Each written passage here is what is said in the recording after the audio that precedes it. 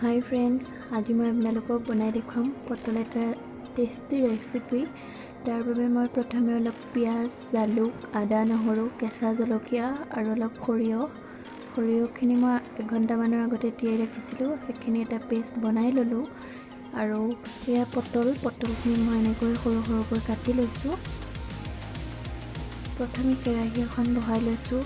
তাতে দিছোঁ অলপমান মিঠাতেল আৰু পটলখিনিত মই অলপ নিমখ সানি লৈছোঁ।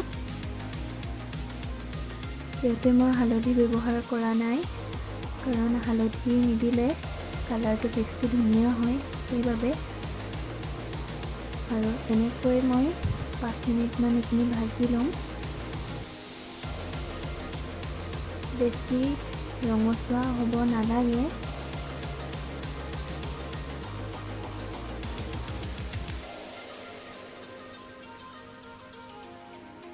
আৰু গেছৰ ফ্লেমটো মই একেবাৰে লোত ৰাখিছোঁ। এনেকৈ ভাজি হৈ গৈছে। এইখিনি মই এখন প্লেটত উলিয়াই থম।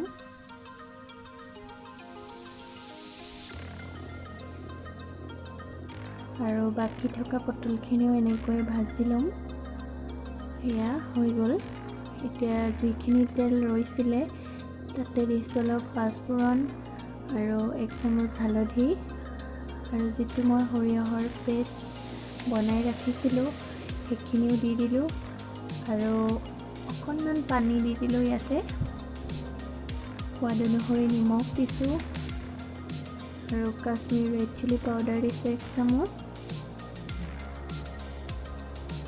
এতিয়া এইখিনি উতলি অহালৈকে অকণ ৰখি লৈছোঁ আৰু দি দিছোঁ অলপ জিৰা পাউডাৰ।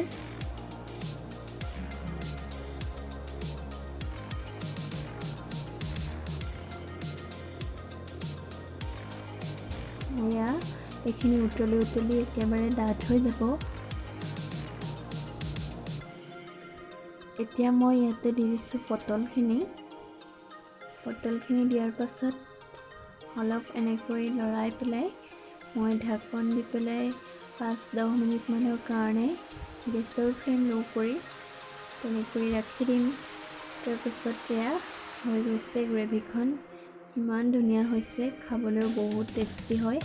আপোনালোকে যদি বনাই চোৱা নাই তেনেহ'লে এবাৰ ট্ৰাই কৰি চাব আৰু কেনেকুৱা পালে মোক কমেণ্ট কৰি জনাব।